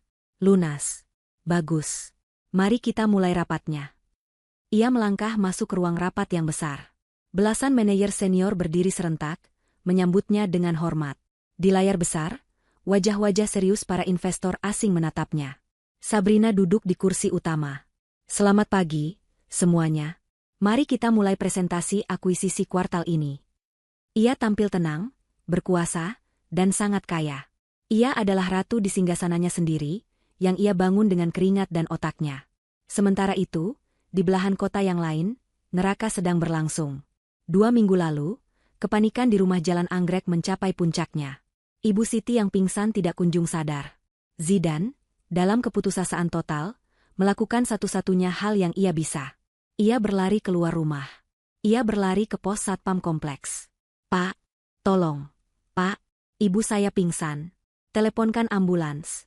Ia memohon, terengah-engah. Satpam itu, yang tadi pagi menyaksikan mobil Alphardnya ditarik, menatapnya dengan pandangan aneh. "Telepon ambulans? Pakai pulsa Bapak saja." Saya tidak punya pulsa. Ponsel saya mati. Tolong, Pak." Zidan merendahkan dirinya, membuang semua gengsinya. Dengan malas, satpam itu akhirnya menelepon. Ambulans datang 30 menit kemudian. Petugas medis masuk dan memeriksa Ibu Siti. Tekanan darahnya sangat tinggi. Ini stroke ringan atau serangan panik hebat. Harus segera dibawa ke UGD. Mereka mengangkat Ibu Siti ke brankar. Saat di UGD rumah sakit terdekat, masalah baru muncul. Administrasi, Pak. Silakan bayar deposit dulu. 5 juta rupiah, kata perawat di meja pendaftaran. Zidan dan Lita saling pandang. 5 juta. Mereka bahkan tidak punya 50 ribu. Sus, bisa pakai asuransi. Zidan mencoba. Asuransi atas nama siapa? Sabrina, istri saya. Perawat itu mengetik nama Sabrina. Maaf, Pak. Semua polis asuransi premium atas nama Nyonya Sabrina sudah membatalkan semua tertanggung tambahan atas nama Bapak Zidan, Ibu Siti, dan Nona Lita. Efektif sejak 2 minggu lalu. Kaki Zidan lemas. Sabrina benar-benar memotong segalanya. Ia memikirkan semua kartu asuransi VVIP yang selalu ia banggakan di dompetnya. Semuanya kini hanya sampah plastik. Jadi, kami tidak ditanggung, bisik Lita. Anda bisa pakai jalur umum, BPJS, tanya perawat itu. Zidan teringat. Sabrina pernah mendaftarkan mereka BPJS, untuk jaga-jaga, katanya. Tapi Ibu Siti selalu menghinanya. Itu asuransi orang miskin, katanya. Kini, asuransi orang miskin itu adalah satu-satunya harapan mereka. Ibu Siti akhirnya dirawat di bangsal kelas 3. Bangsal yang panas, berisik, dengan 6 pasien dalam satu ruangan. Jauh dari kamar VVIP pribadi yang biasa ia tempati jika sakit. Ia siuman beberapa jam kemudian, linglung. Melihat langit-langit kotor dan kipas angin yang berputar lambat di atasnya, ia menangis. Di mana ini? Kenapa aku di sini? Zidan. Pindahkan ibu. Tidak bisa, Bu. Kita pakai BPJS. Jawab Zidan malu. Ibu Siti histeris. Ia mencabuti selang infusnya. Perawat harus menenangkannya. Ini adalah karma pertamanya.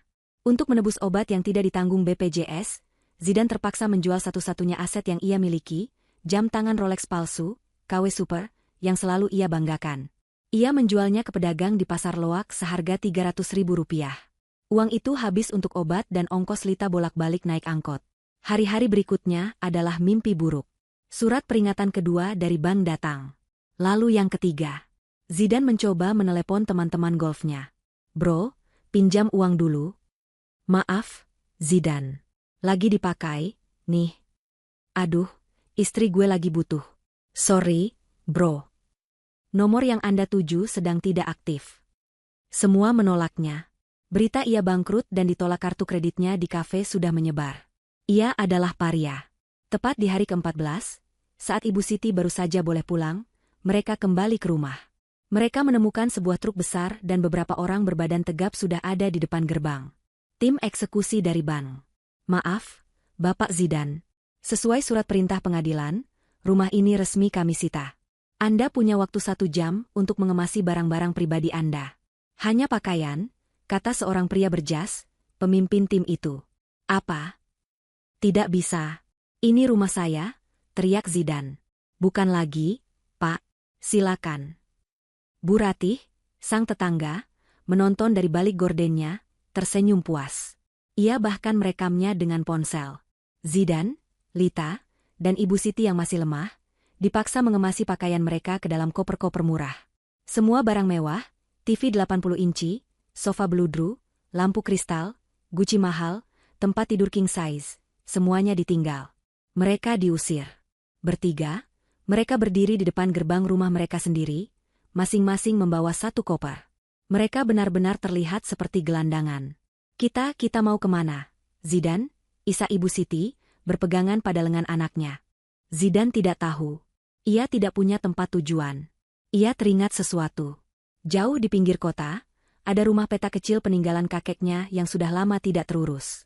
Hanya itu satu-satunya pilihan. Mereka naik 3 kali angkot untuk sampai ke sana. Rumah itu berada di gang sempit, becek, dan bau comberan. Dindingnya berjamur. Atapnya bocor di beberapa tempat. Hanya ada 1 kamar tidur, 1 kamar mandi jongkok yang kotor, dan ruang depan sempit yang langsung terhubung ke dapur berasap. Inilah istana baru mereka. Malam pertama di sana adalah neraka. Panasnya luar biasa. Nyamuk berpesta di tubuh mereka. Ibu Siti tidak berhenti menangis. Lita menjerit-jerit histeris. Aku tidak mau di sini. Bau, jorok, panas. Aku benci Kak Sabrina. Diam, bentak Zidan. Ia juga sudah di ambang batas. Mulai sekarang, kita harus cari uang sendiri. Lita, kamu cari kerja. Ibu masak. Kehidupan baru mereka dimulai. Lita, yang putus sekolah, mencoba melamar kerja sebagai pelayan kafe. Di hari pertama, ia membentak pelanggan yang memintanya membersihkan meja. Ia langsung dipecat. Ia mencoba lagi di sebuah toko baju.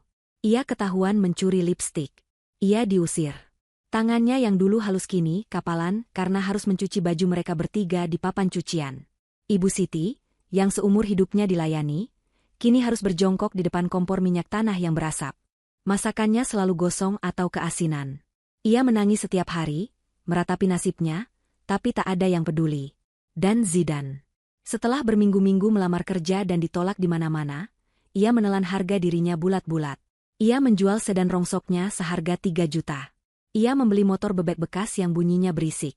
Ia mendaftar menjadi sopir ojek online. Ia, Zidan, mantan, direktur, yang selalu wangi dan necis, kini mengenakan jaket hijau kusam.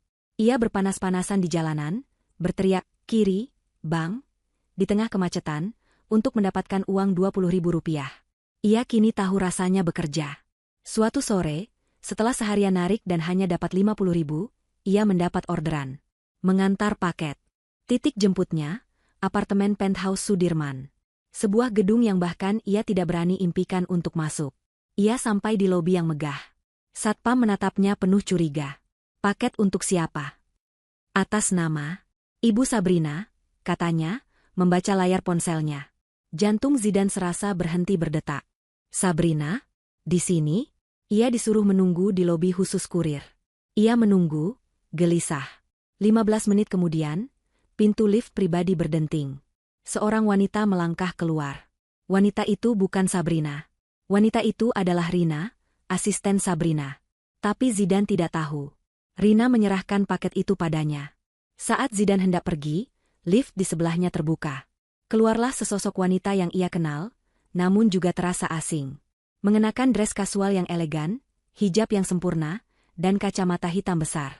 Di tangannya ada kunci mobil yang Zidan kenali logonya. Sabrina. Wanita itu berjalan melewatinya, menuju pintu lobi utama. Ia tidak melihat Zidan. Atau pura-pura tidak melihat. Aroma parfumnya yang mahal, parfum yang dulu Zidan belikan menggunakan uang Sabrina, menyeruak hidung Zidan. Zidan membeku. Jaket hijaunya yang bau keringat rasa membakarnya. Di depannya adalah istrinya, yang kini terlihat seperti bintang film. Ia, sang suami, hanyalah seorang tukang ojek yang bahkan tidak berani menyapanya. Zidan berdiri kaku seperti patung. Ponsel di tangannya bergetar, orderan paket itu harus segera diantar. Tapi ia tidak peduli. Seluruh dunianya terfokus pada sosok Sabrina yang berjalan anggun menuju pintu putar lobi. Sesuatu dalam dirinya pecah. Bukan harga diri, karena ia sudah tidak punya itu. Tapi bendungan keputusasaan. Sabrina.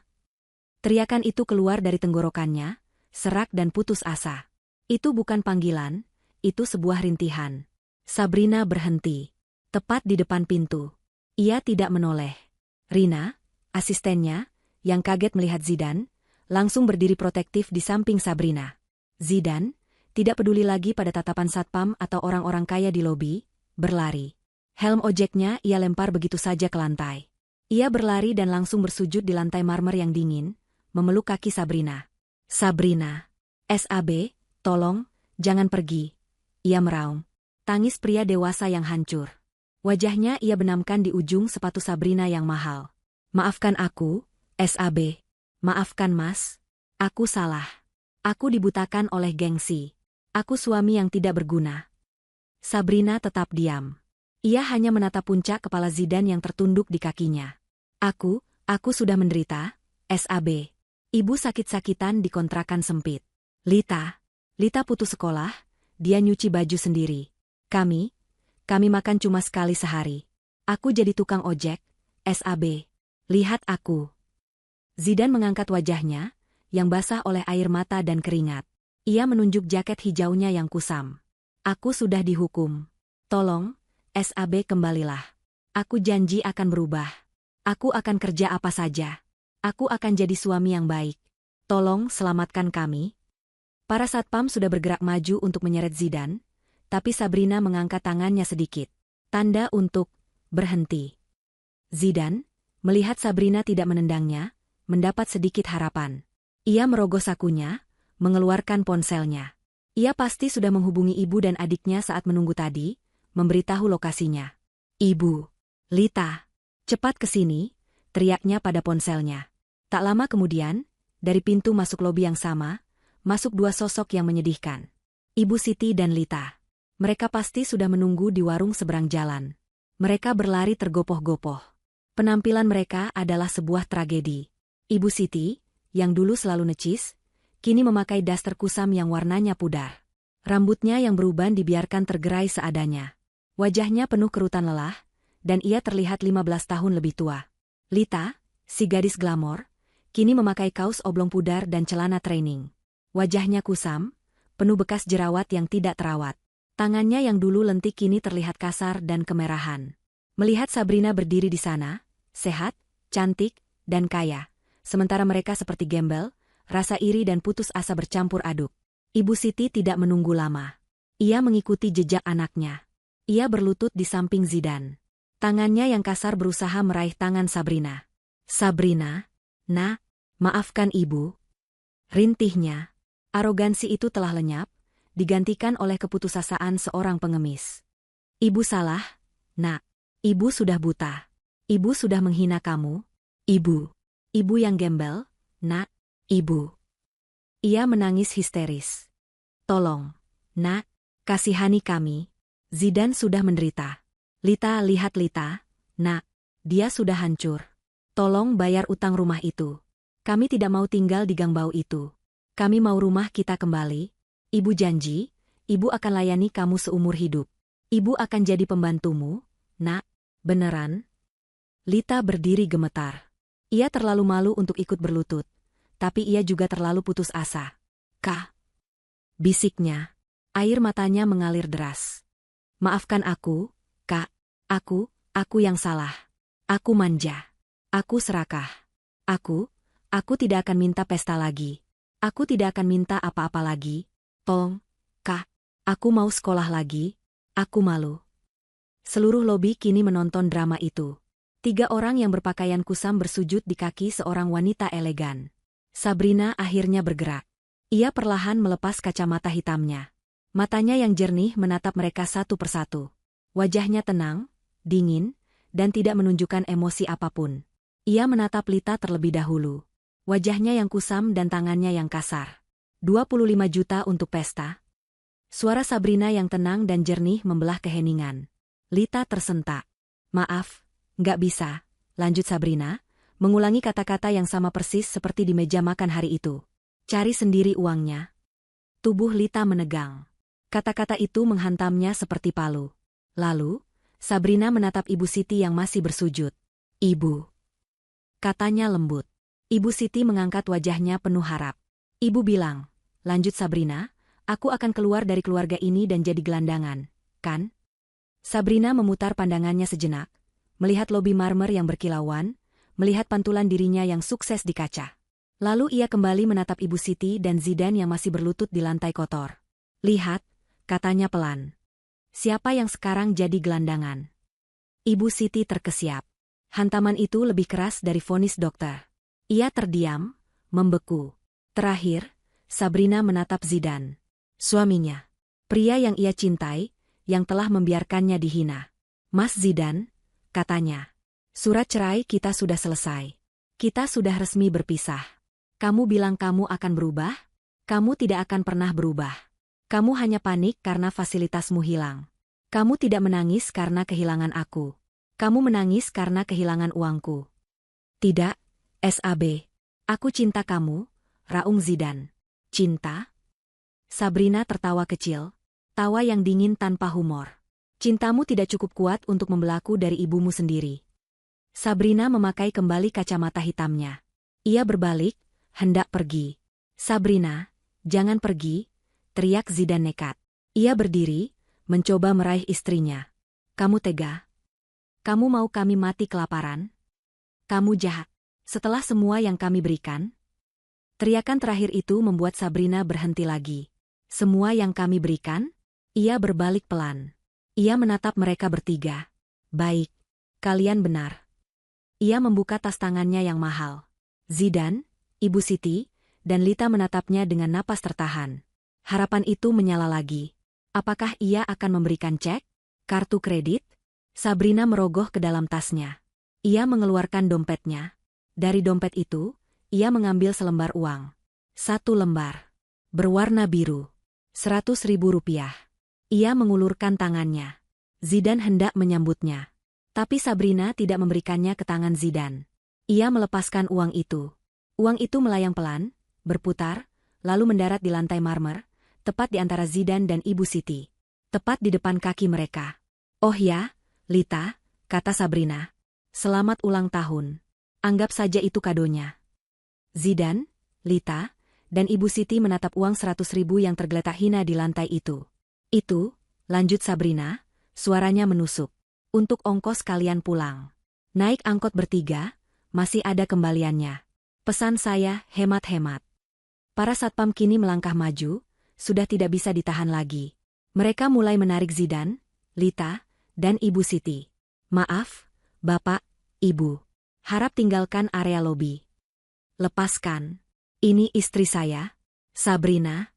Sabrina. Zidan meronta. Sabrina tidak menoleh lagi.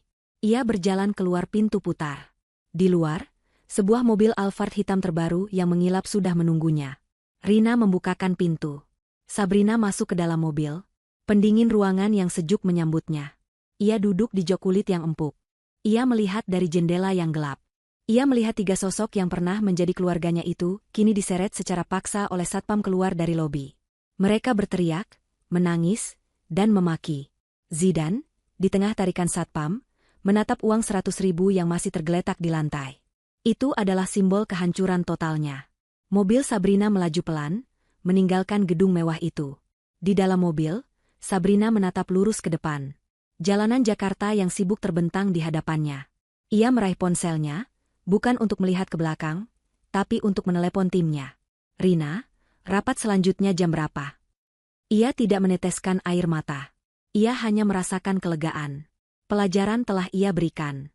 Karma telah menemukan jalannya. Dan ia, akhirnya, bebas.